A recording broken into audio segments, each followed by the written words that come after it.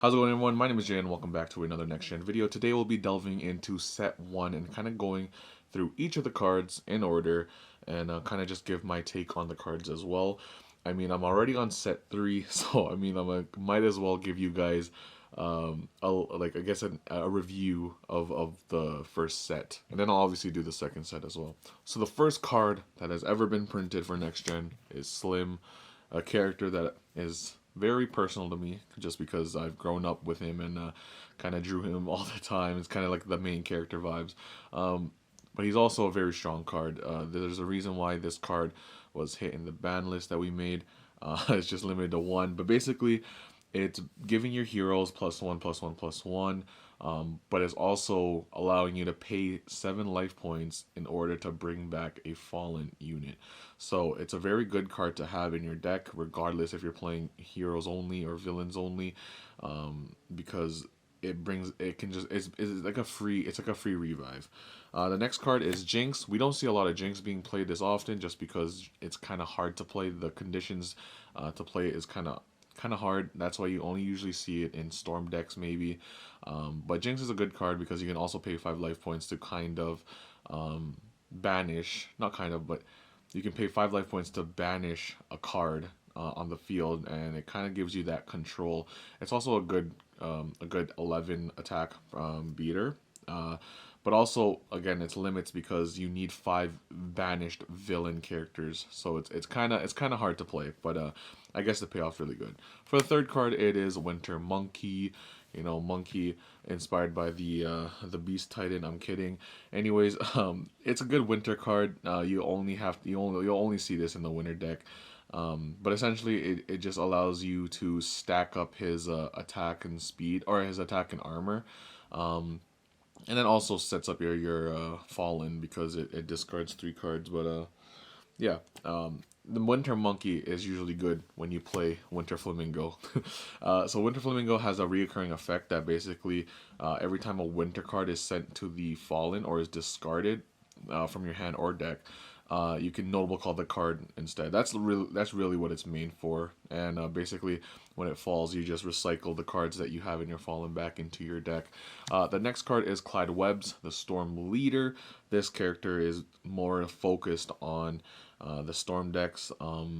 But yeah, you'll only see him in the Storm deck just because its conditions, again, are made for Storm characters. But his effects also, you have 4 options to choose from. He's a really good beater as well. 10 attack, 6 speed, 9 attack, 9 armor, so it's pretty good. Zoe the Abomination Princess. This is a card that you'll most often see sometimes in most villain decks. Just the armor alone is enough to like have it in your deck. Especially for villains, because you can notable call it if you have 4 different villain characters on the field. And then for Abominations, if you have your Fallen set up, you can literally bring back 3 of them with Zoe when she falls. So it's a very good card for that deck. Now we're going to get on to the next cards here. We got Blue Fighter, Red Fighter, and Yellow Fighter. These guys are like the gadgets of this game. If you guys have played Yu-Gi-Oh, there's the red, green, and yellow gadgets. Except instead of playing them, it adds it to your hand. There's different conditions that makes you add it to your hand. I wouldn't say the fighting decks are good, but I've actually made one, and I've won a couple against some friends. So it's pretty standard. It's a good way. I really wish I changed the effects, but you know, can't go back now. Got to save that for other cards. We got Underground Fighter. It's a good way to just deal 2 damage right away. Kind of control the field. Prize Fighter. More for fighting decks. Ultimate Fighter, good for stacking.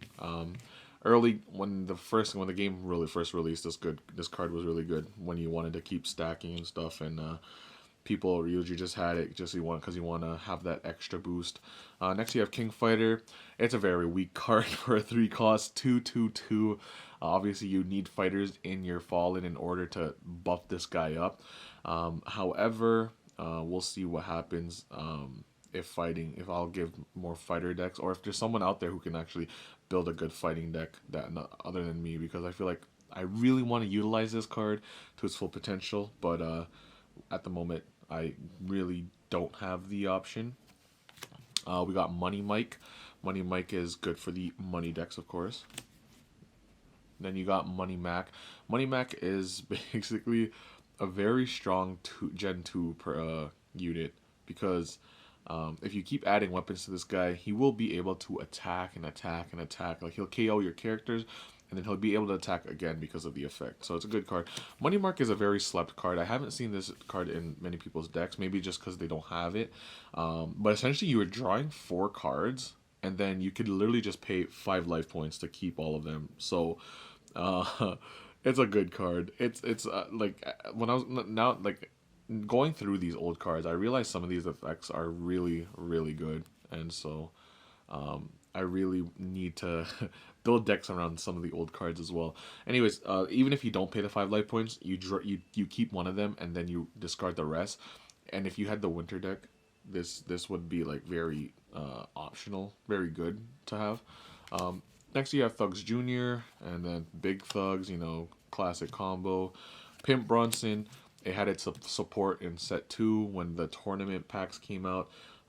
But yeah, Pimp Bronson is also a good card for villain decks because you can just return fallen villain cards from your deck, from your hand, from your fallen to your deck.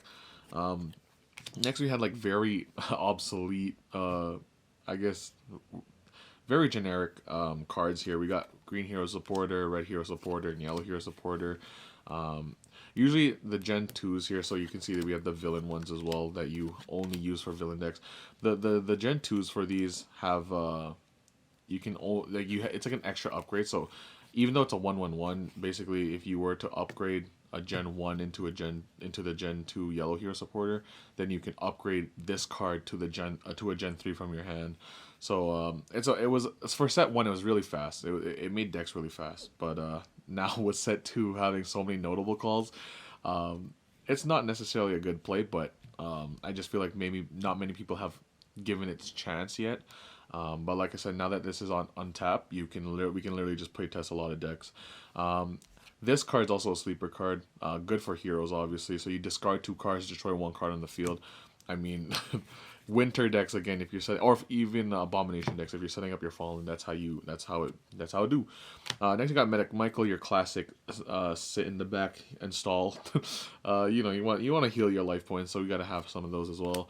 Scruffy allows you to kind of stun a character when the card is KO'd, so kind of comes back, gives you an opportunity. Corrupted Hero, I was gonna go through something with the corrupted deck, but I never got to it. So maybe in set 4, set 5, I don't know how many sets we're gonna make. We're gonna touch into the corrupted stuff, but right now the card is kind of, and we haven't really hadn't played the card yet. So I mean, by all means, you can build a deck around it. Abomination cards now. Abomination Rogue. Just a very good card. When you bring it back, you can deal 2 damage to all other non-abomination characters. But even by itself, 6/7/5, such a great stat. Abomination Cyclops. This is was like the first hand trap of the game, but it really stopped hero cards because you can discard this card to negate a hero effect, and then when you had him in your fallen, you're setting up your fallen for Zoe and stuff. Abomination Warrior. It just gives you draw power when it's notable called from the fallen. Abomination Waller was like the defense card for the abominations. Abomination Knight is probably one of the best abomination card or most played abomination cards that we've seen because it just trolls your opponents. Well, even yourself, because it's kind of like was it hand destruction, card destruction? I forgot which one it was. But basically, you discard your whole hand and you draw the same amount of cards you had in your hand. Next, we're gonna go to the Storm archetype. We got Storm Spy, just more notable calls. Storm Recruit, more draw power, and then banish your power. Essentially, since Storm focuses more on banishing your deck. We got Storm Ninja. It just allows you to banish him if he's upgraded to a Gen 2 villain or a Storm character, my bad. Storm Stalker. So this card is really good to have in the early game just because that you can add a Gen 1 card and kind of just swarm the field with Gen 1's early game, to be honest, with when you have Storm Stalker. Because you can, even for set 1, if you use Storm Stalker and you got Storm Spy, then you could literally just play these 2. You can have these 2 in the field first turn because you can notable call this by banishing the top card of your deck. So it's a good way to keep your field swarmed. Odom allows you to get cards banished. Drawing it early really sucks. Oppo, if this card is banished from your deck through a storm effect, then it gets notable called. It's a very good card when you get it banished from your deck. Dual allows to counter the hero swarm because you can notable call it if there are or more than two hero characters on the field. Jackson Storm's a good card. You reveal 3 cards. If they're all Storm characters, you can add them to your hand, or you can just keep one, discard, and then discard the rest. Like I said, the effect either way works because you're setting up your Fallen for Jack Webs that I'll explain later on. But yeah, and also it's drop more. It's just basically drop power as well. Mist Storm is a good blow up card if you want, but it's also a good swarm because if you have 3 or more other if you have 3 other villain characters on the field, then this card gets notable called, and then you can use its effect to. I don't know why I said once per turn, because if you banish this card, or if you banish 4 cards, you can destroy all cards on the field. But I guess it gives you the effect to kind of use it later on. Anyways, we're gonna go into Winter now. We got Winter Rattlers. Discard 1 card, stun 1 card. Set up your Fallen for the Winter cards. You got Winter Turtle, just a defense card. You got Winter Viper, allows you to notable call it to the field. You got Winter J Rabbit, basically your draw power, basically your setup to Fallen. Winter Defrog allows you to bring back a Gen 1. Usually Gen 1s have the stronger I guess not stronger abilities, but like a great ability to set up. So if you really want to bring up another Gen 1 through Winter Defrog, then you can just literally play it because if you want Winter J Rabbit to be there, it just allows you to keep discarding. And then if you Winter Defrog is not really good early game. I would say late game if you have it mixed with Winter Flamingo. Lady Winter Scorpion is basically your Oppo. If it gets discarded, then you can notable call it. Winter Hammer Shark allows you to recycle cards, just in case you're just discarding a lot. You can play it, and then have those cards back into your deck. It does contradict the deck sometimes, so you don't really want to run too much of him if you're running a Winter deck. Winter Foxtrot allows you to discard 1 card from your hand to notable call a Gen 2 or lower Winter character from your Fallen to your side of the field. So if you have a Gen 2 on the field that you really wanted to play and it got destroyed, then you can bring it back. But the better card is, I would say, Winter Raka, because you can reveal the top 3 cards of your deck, and then you can add one of those cards and then discard, or you can keep one of those cards or discard one of the cards and then put the rest back onto your deck. The reason why you could discard is because if you have Winter Flamingo, the deck runs around Winter Flamingo mainly because you want it to swarm the field. So if you discarded a Winter, then you could play it. Now we're going to go more into the essential cards. We got Storm Sniper, a good card to just have fun with. If you roll a d20 and then the result is an even number, you can destroy an enemy character. But if it's an odd number, then you can destroy one of your cards. You got Stormy Bowie. Oh my god, this card is very, very good for the last game. Late in the game, because it means that the Storm character cannot be blocked or whatever. The attacks cannot be blocked. The next card is the most famous card of the game, Super Deep Impact, a card that just destroys the whole field. It's a good board removal. Everyone loves running in their deck, and every time someone plays it, everyone just gets so amped up, and they just go out of control. You got Double Down Barrel, a basic card, gives you +2 attack. You got Corruption. When this card is played, I never really seen this card, but yeah, I actually have not, so I'm not really too sure, but let's read it. When you cast this card on the opposing hero character, pay half of your health points. You now gain control of the target until the end of your turn. I mean, so if you have a Gen 3, you can literally take control of a hero character that your opponent plays. But then if you're mirror matching, or if you're facing a villain card, then it's kind of hard. But more than likely, I feel like not many people are going to run pure. And you know what? I can't really say it. Next, we got Thief of the Night. Thief of the Night is a great card that allows you to add 1 card from their Fallen. And then it lets you recycle cards. So, it lets you think of opportunities. Like if you like say if you already used your board removal and your opponent starts swarming again, Thief of Night allows you to get that board removal that you used, and then you can use it again. But yeah, it's a recycle card. Winter's Calling was a way to kind of negate the whole banishing thing. So the conditions that must be met with this card is just kind of really hard. Again, you need a Gen 3 on there. Then you also need at least 4 different winter characters in your Fallen. So it's not really a good card. Backup plan gives immunity to a character. I mean, immunity allows you to not be the characters not be destroyed. So you know, it's a good way to kind of, if you want to use a character to attack and you don't want it to die, like another character, if you wanted to use it to attack another character and you don't want it to die, then you can give it immunity. Boom, bam, your character survives, your opponent's character dies. Night Sky allows you to just kind of add cards into your hand. This is Gen 1. Thick Skin's a good prompt card that gives you +2 armor until the end of your turn. So if your opponent wants to keep attacking you, you can have heavy armor people with Thick Skin. Next we got Fighter Comeback.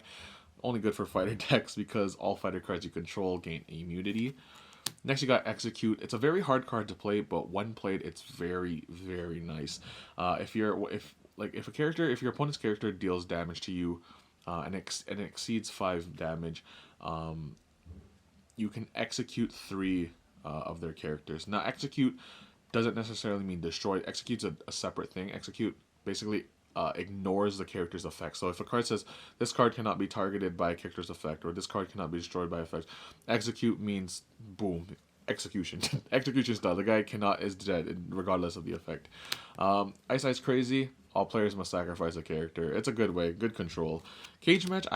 We haven't actually seen this played that much, but it's like a little fun card. You can just separate some cards and you roll a d20 and then you let fate take its thing. Thunder Blizzard, also another card you don't really see being played. I mean, I guess if you see a lot of Storm and winter character decks being played, then you can play it. But set 1, you would see this more or less often. And the last card is Dimension Cube. Dimension Cube, you draw 3 cards, and at the end of your turn you banish 3 cards. It's a good draw power. And then basically if you used all your cards, you don't have to banish because you don't have anything. But yeah, good draw power. So and it also sets up the banish zone for your Storm decks and stuff. And now the next 2 cards, if you don't count this whole 70 card set, is the starter deck cards that you can only get from the starter decks. You got Jack Webs and Naito the Winter Samurai. These 2 very, very good, because if there are 5 different Storm characters on your Fallen with Jack Webs, then you can notable call Clyde Webs. And then also so both of these guys give +1/+1 to their respective clans, like Winter and Storm. Naito here, once per turn, if you control a Gen 3 hero character, you can pay half of your life points to kind of notable call all winter characters from your Fallen to the field. So not necessarily all, but the ones that kind of the ones that equal to like that fill up to 10. So it's a good last minute ditch effort. So yeah, very good cards. But that is pretty much the deck. I really, or not deck, this is the set for set 1. So yeah, pretty much that's it. If you guys would like to know more about it, you can leave a comment down below. Let me know what your favorite card is from the set. But anyways, it's been a long video, so I'll catch you guys in the next video. Peace.